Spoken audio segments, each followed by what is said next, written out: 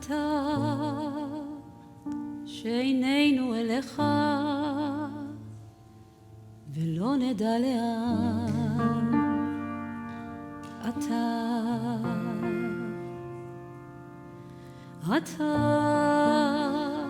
הנמצא בכל ואינך כאן אתה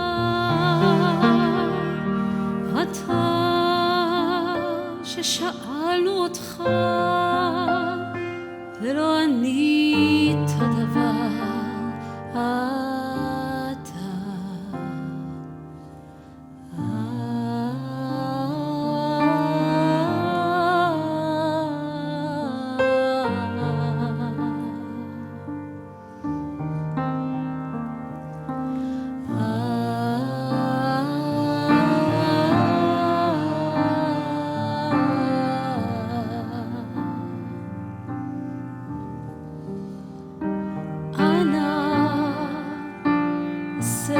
ימינו טוב מן המחר אנא שאת ימינו טוב מן המחר אנא שאת ימינו טוב מן המחר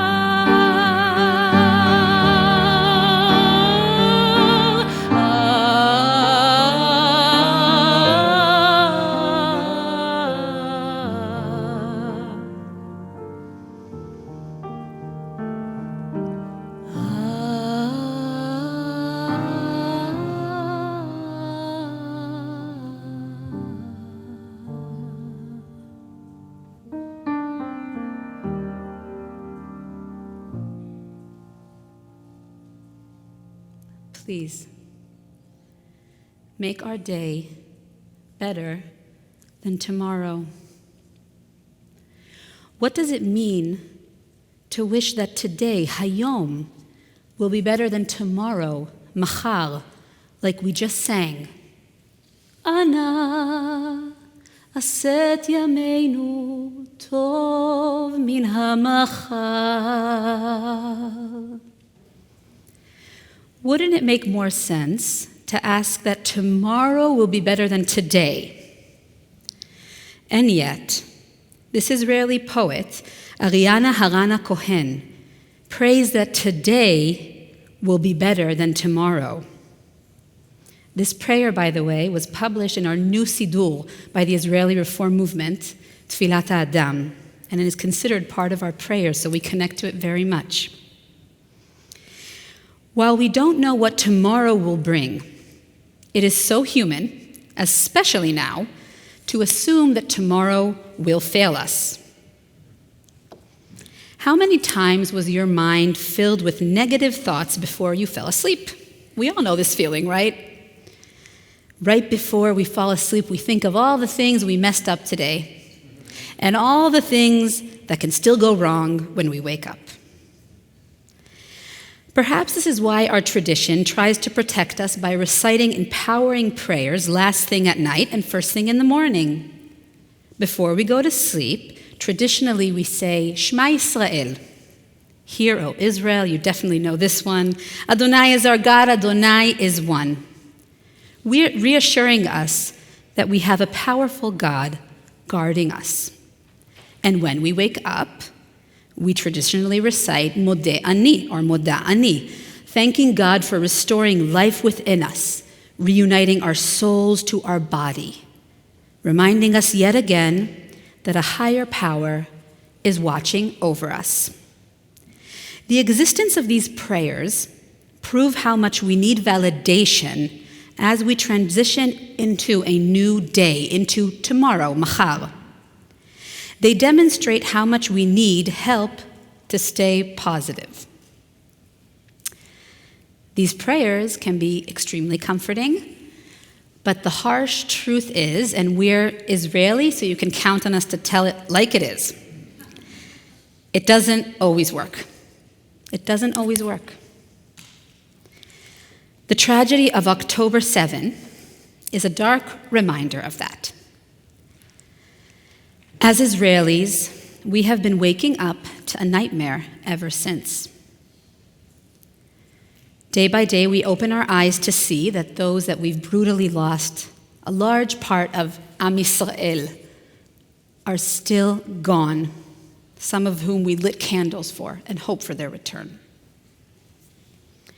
Only recently, another person returned from the battlefield. Our very own Boaz finished a service of over 50 days in the northern border of Israel, away from his family, including his new baby boy, born on October 9. They were recently reunited. This is an important reminder to take a moment and thank you from the bottom of our Jewish hearts for enabling us to be here, to rise above the challenge of our life right now that we're experiencing in Israel, and to breathe a little bit, which is so important. Because back home, we are still in a state of mourning, not only over those we have lost, but mourning our ability to believe in a better tomorrow. Machar, tomorrow, has become a painful reminder that October 7 is not a bad dream, but rather a new reality. I was alone at home with my son that day. Like everyone else, we experienced an unusual morning of sirens. Everything in my body was telling me that something is terribly wrong. In between the sirens, we sought shelter in our building with other neighbors. There was no reception in our bomb shelter. So each time we went down, whoever got a glimpse at the news shared, very quietly, not to scare the children. The news got worse and worse as our children grew more and more anxious. At the end of that truly horrifying Shabbat, my four-year-old son felt that something was really wrong. He understood deep down inside that this wasn't in the past, but rather an ongoing event.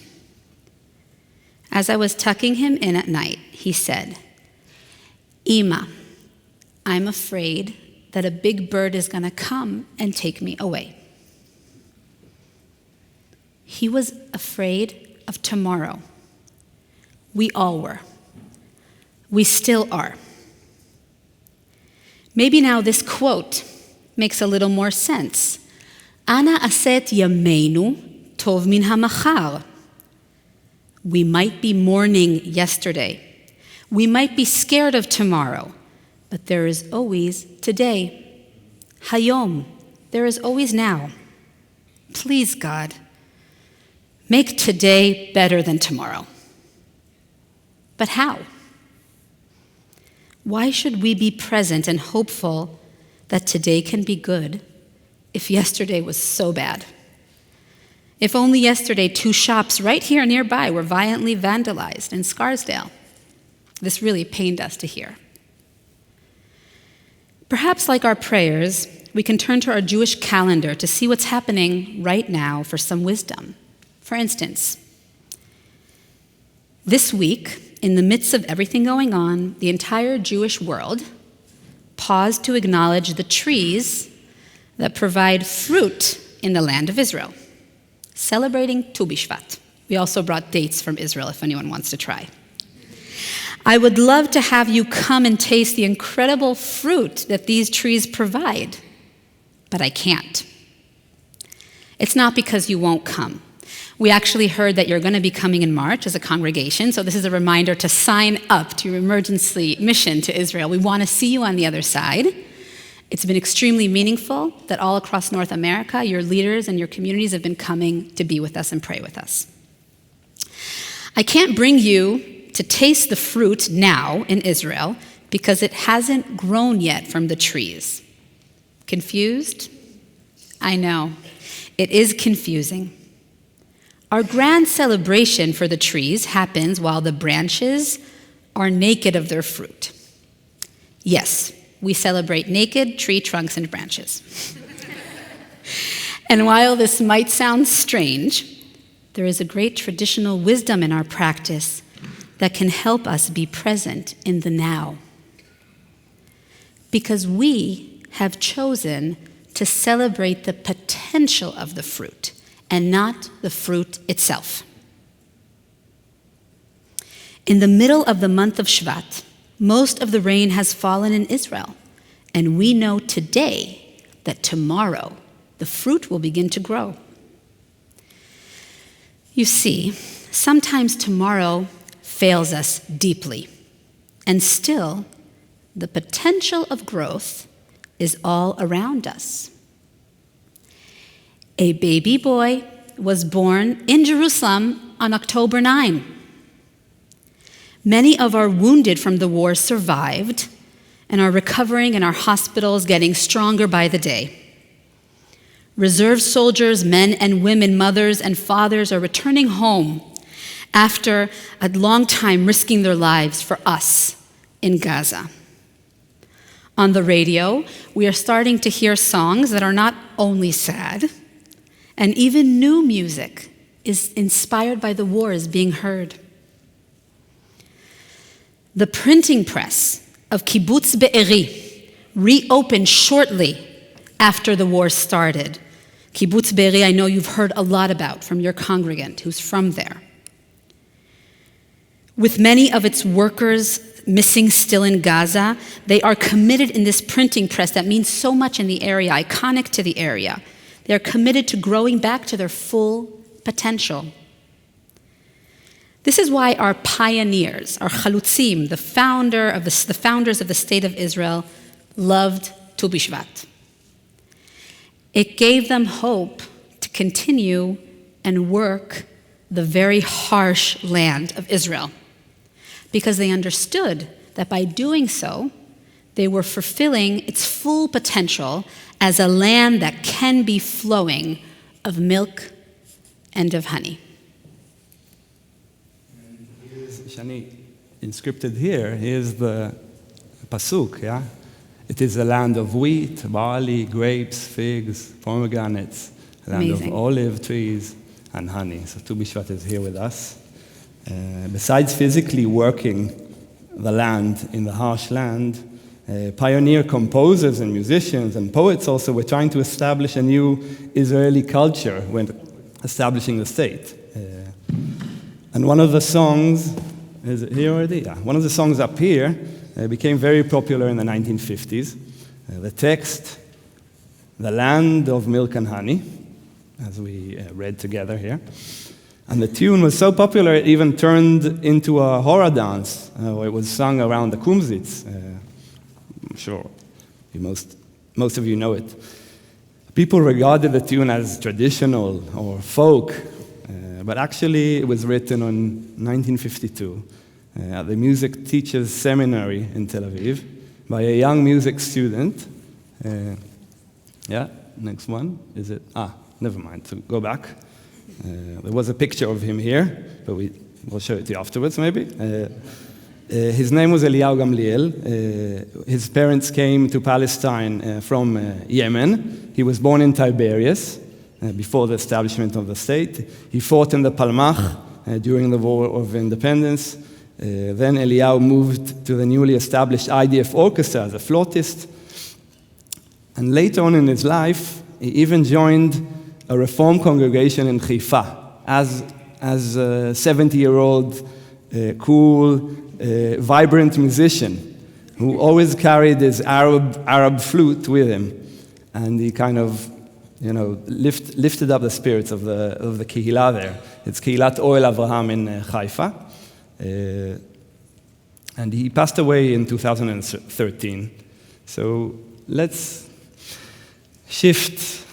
Let's bring the scent and the smell of his very special round canon together.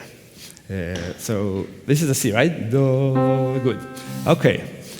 אז ארץ זבת חלב, חלב ולבש, ארץ זבת חלב, חלב ולבש, ארץ זבת חלב, חלב ולבש, ארץ זבת חלב, חלב ודבש. Okay, you alone. 1, 2, 3, 4.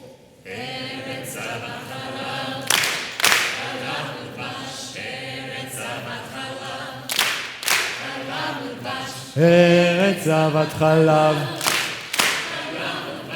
ארץ זבת חלב, חלב. Lovely, this half, solo. 1, 2, 3, 4. You can clap. חלב ודבש, ארץ זבת חלב. חלב ודבש, ארץ זבת חלב. חלב ודבש, ארץ זבת חלב. Halav, let's hear you. Eretz zavat chalav, chalav udvash. Eretz zavat chalav, chalav udvash. Eretz zavat chalav, chalav udvash. Eretz zavat chalav, chalav udvash. Great, now the second part. Eretz zavat chalav, zavat chalav udvash. You go. Eretz zavat chalav, zavat chalav udvash. I go. Eretz zavat chalav, zavat chalav udvash. Eretz zavat chalav, zavat chalav udvash. Do you think we can do it like the round? Okay, so We have a yes from Rabbi Blake. So We're good to go. let's divide up again into two groups. You'll do Eretz zavat chalav, zavat chalav udvash. Eretz zavat chalav, zavat chalav udvash. We'll sing it enough times. Okay, let's start with you.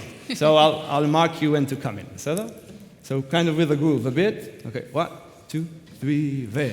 ארץ זבת חלב, חלב ודבש, ארץ זבת חלב. חלב ודבש, ארץ זבת חלב.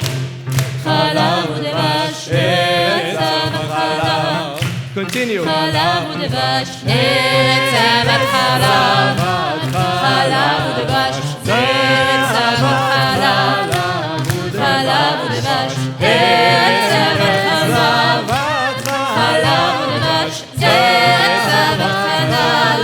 Here we go. Eretz zavat. ארץ זבת חלב. זבת חלב ודבש. ארץ זבת חלב.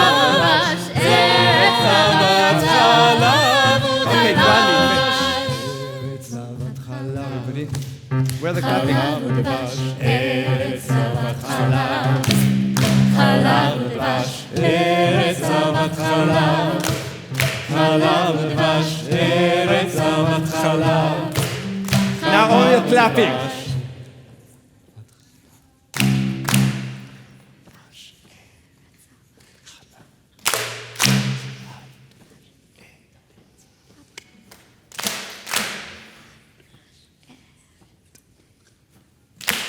Chalav udvash.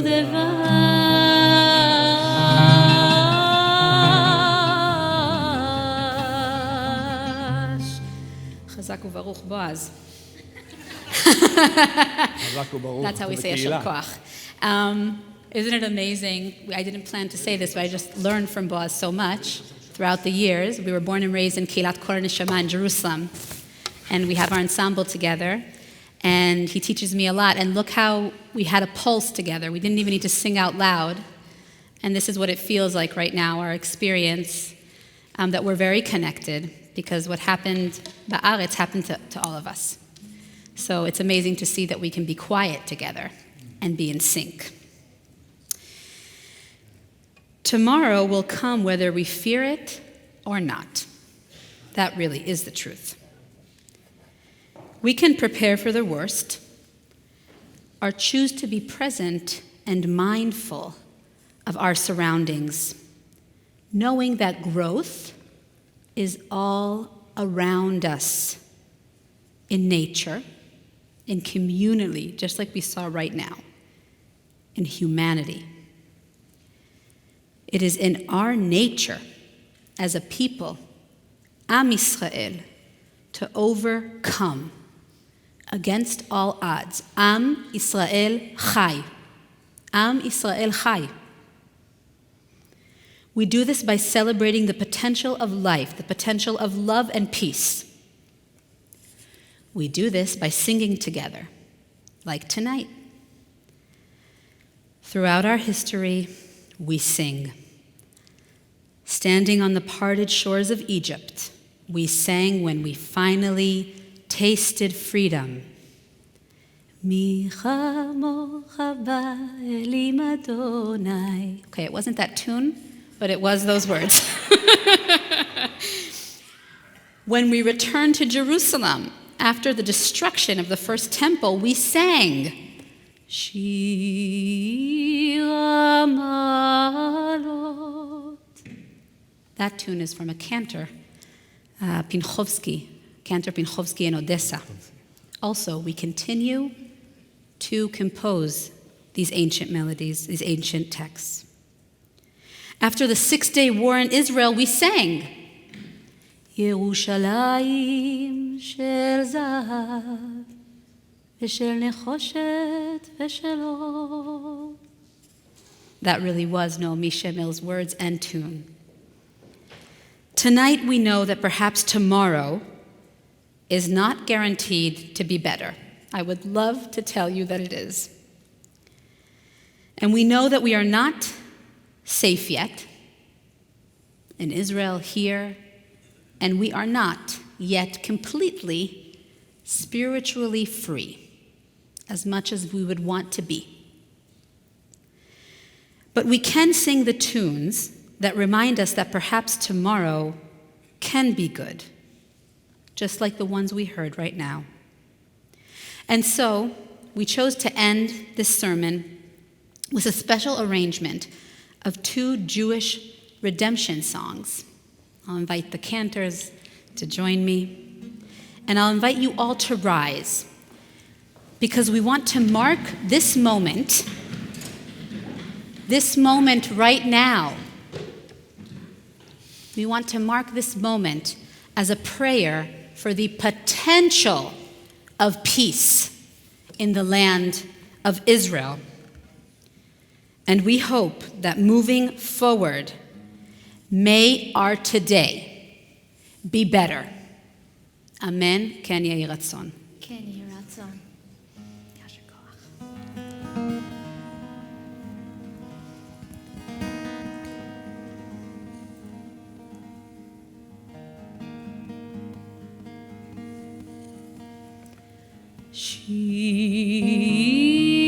שיר המעלות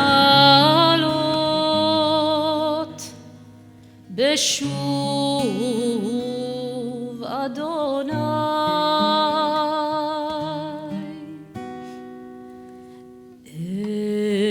את שיבת ציון היינו